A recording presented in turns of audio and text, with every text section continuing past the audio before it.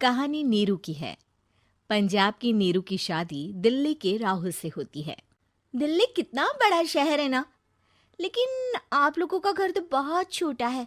हमारे पंजाब में तो ये बड़े बड़े घर होते हैं कि मजा ही आ जाता है। कोई बात नहीं नीरू, मैं भी तुम्हारे लिए बहुत बड़ा मकान बनाऊंगा बहुत जल्दी। नीरू के पिता जहाँ पंजाब के जाने माने व्यापारी थे, वहीं उसका पति राहुल दिल्ली में एक सिंपल नौकरी करता था। माँ, यहाँ तो घी मक्खन इतना महंगा है कि क्या बताऊं। मैं तो तरस ही जाती हूँ घी खाने के लिए।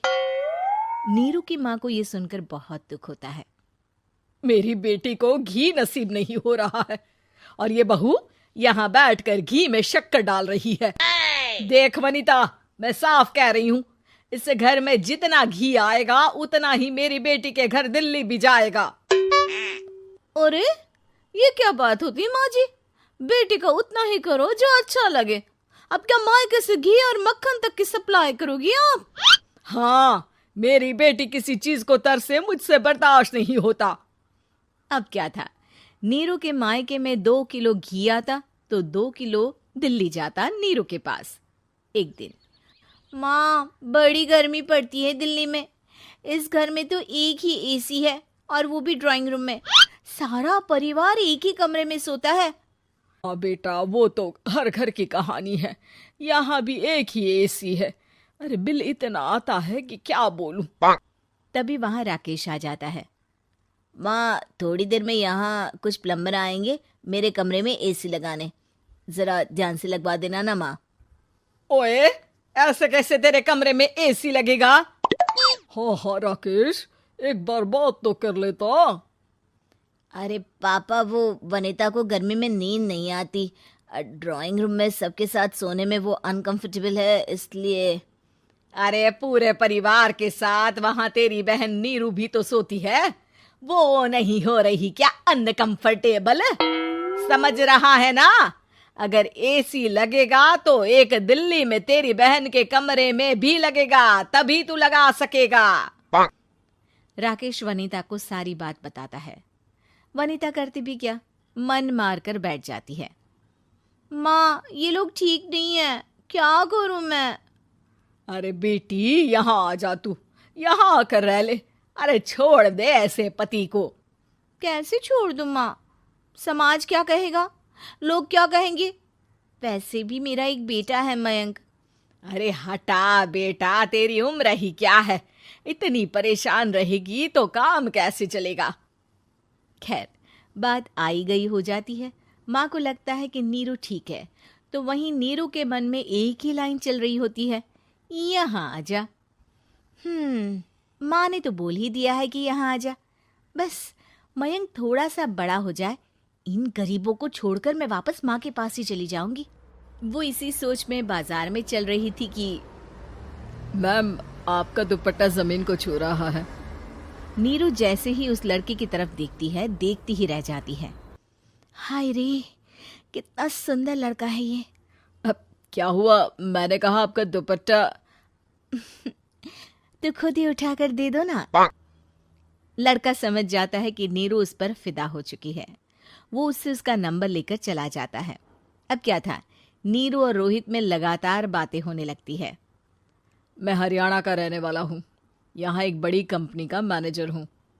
अच्छा, और कितने बच्चे हैं तुम्हारे? बच्चे? अरे मेरी तो शादी भी नहीं हुई है। तुम बताओ, शादी करोगी? नीरू शर्मा जाती है। अब लेकिन मैं तो पहले से ही शादीशुदा हूँ। मुझे फर्क नहीं पड़ता, बस तुम शादी कर लो, भाग चलते हैं। बहुत पैसे वाला हूं मैं, हमेशा खुश रखूंगा तुम्हें।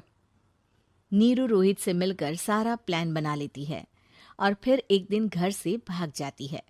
दोनों शादी कर लेते हैं। शादी के बाद, क्या बात है नीरू, तुम्हें परेशान सा देखता हूँ, सब ठीक तो है ना? हाँ हाँ, सब ठीक है।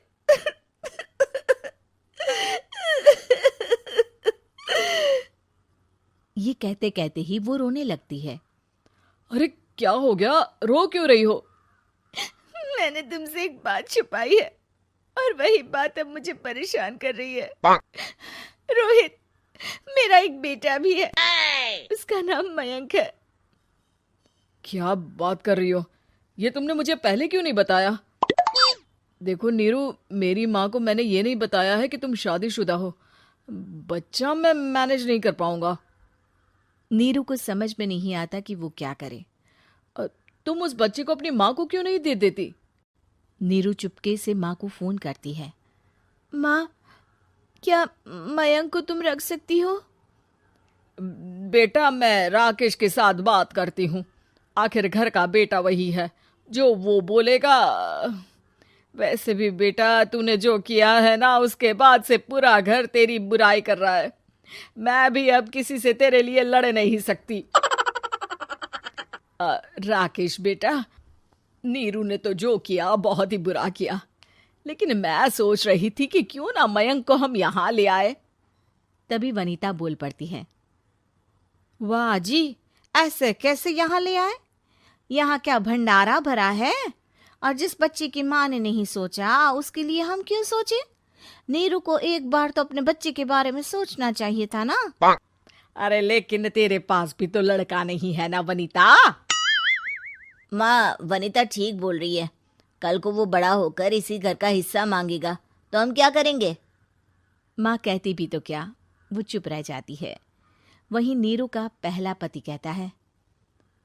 माँ, अगर आज भी वो वापस आ जाए तो मैं उसे माफ कर दूंगा। बेटा, गरीबी चीज ही ऐसी है, क्या करेगा? तू तो अब मयंक का सोच। वो बेचारा तो बिना माँ का हो गया। मयंक के खातिर तू दूसरी शादी कर ले बेटा। लोगों के लाख समझाने के बाद नीरू के पहले पति की शादी रिद्धि से हो जाती है, जिसके पहले पति से 2 बच्चे होते हैं। देखो जी, मैंने शादी सिर्फ बच्चे के खातिर की है। मैंने भी शादी सिर्फ बच्चों के खातिर की है। वहीं नीरू के दूसरे पति के मन में ये बात घर कर जाती है कि नीरू एक मासूम बच्चे को उसके खातिर छोड़ कर आई है। अब देखो नीरू, मुझे लगता है कि जो औरत अपनी कोख का बच्चा छोड़ सकती है, वो तो कुछ भी कर सकती है।